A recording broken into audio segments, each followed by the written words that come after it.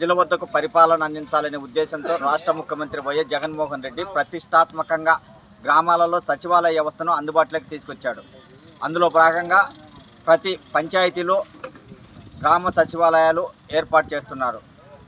ఈరోజు ఉమ్మడి కడప జిల్లా సిద్ధవటం మండలం పెద్దపల్లి గ్రామ పంచాయతీ పరిధిలోని బాకరాపేటలో నూతనంగా నిర్మించిన సచివాలయం మరియు రైతు భరోసా కేంద్రాలను రాజంపేట ఎమ్మెల్యే మేడ మల్లికార్జున రెడ్డి, జిల్లా జడ్పీ చైర్మన్ ఆకేపాటి అమర్నాథ్ రెడ్డి, సిద్ధవటం మండలం వైసీపీ ఇన్ఛార్జి మధుసూదన్ రెడ్డి ప్రారంభించడం జరిగింది.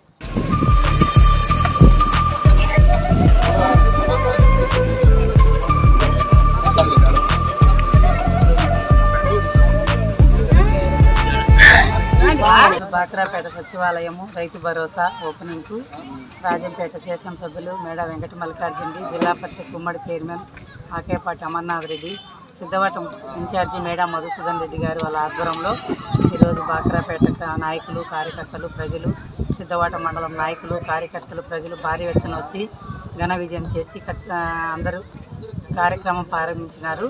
ప్రతి ఒక్కరికి కూడా నా ధన్యవాదాలు తెలుపుకుంటూ, ముఖ్యంగా విలేకరులకు కూడా వందనాలు. ఈరోజు ఈ కార్యక్రమానికి ఘన విజయం చేసుకునేందుకు ఈ సచివాలయం గురించి చెప్పేదానికి ముఖ్యమైనది ఏంటంటే, ఒక సచివాలయం అంటే గ్రామ స్వరాజ్యము. ఈ స్వరాజ్యాన్ని మన అన్ని దేవులను పోల్చుకుంటే కానీ ఒక దేవాలయంతో సమానమైంది. కాబట్టి ప్రతి దేవతలు ఇక్కడే ఉండాలని నాకు ఆ కొలువు అనేది ఒకటి ఉంది. ఎన్నో ఏండ్లబడి సిద్ధవటం మండలంలో కూర్చొని వారాలు తరబడి, నెలల తరబడి ఏ ఒక అప్లికేషన్ తెచ్చుకోవాలన్నా కూడా ఎన్నో ఇబ్బందుల్లో ఉన్నారు ప్రజలు.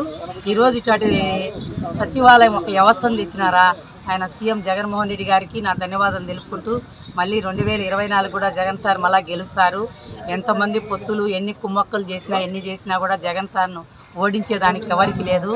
లాస్ట్కి శర్మిలమ్మకు అన్నా జిల్లాలు కూడా పెట్టినా కూడా శర్మిలమ్మ కూడా తెలుసుకుంటుందని మేము అనుకుంటున్నాము. అన్న మంచివాడని తెలుసు శర్మిలమ్మకు కూడా. ఎన్ని చేసినా శర్మిలమ్మ కూడా అన్నతోనే ఉంటుందనుకుంటున్నాము.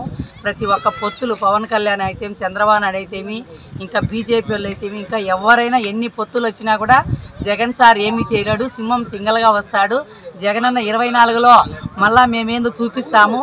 చాలా మంది వెనక ఒకటి బయట ఒకటి నటించారు. ఈ నటించకుండా జగనన్న చేసే నవరత్నాలు ప్రజలు, మహిళలు ముందుండారు. మా అన్న దేవుడు, మా తమ్ముడు, మా మనమడని అవ్వ తాత అందరూ ఆయన ఎప్పుడు మళ్ళీ మనస్ఫూర్తిగా గెలిపించారు. మన రాజంపేట కూడా మనం భారీ ఎత్తున గెలిపించుకుంటాం. మన ఎమ్మెల్యేలను కూడా అన్ని విధాలుగా మనం చేసుకునే గొప్ప విజయాన్ని ముందుని నడిపించుకుంటామని చెప్పి ఇక్కడ మన నారపరెడ్డి శ్రీనివాసరెడ్డి అయితేమి, మన నాయకనాపురం ఎంపీటీ చంద్రశేఖర్ రెడ్డి, ఇక్కడ మన శోభన్ రెడ్డి, ఆయన కుప్పం సుబ్బారెడ్డి, జైతు, మన సర్పంచి, మన నాగం నరసింహారెడ్డి, తొర్రా ప్రతాపు, మన సర్పంచి, మన కాడే రమణ, రావుల సుబ్బారెడ్డి, ఇంకా చిన్నయ్య, సుబ్బయ్య, కాడే సుబ్బయ్య, ఇంకా చాలామంది నాయకులు, కార్యకర్తలు అందరూ పాల్గొన్నాము.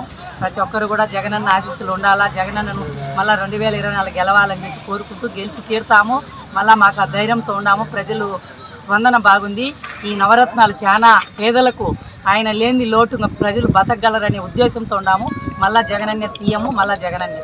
సచివాలయం వ్యవస్థ ద్వారా గ్రామ వాలంటీర్లు ప్రజలకు రాష్ట్ర ప్రభుత్వం అందించే అన్ని రకాల సంక్షేమ పథకాలు ఇంటి వద్దకే తీసుకువెళ్ళి అందిస్తున్నారు.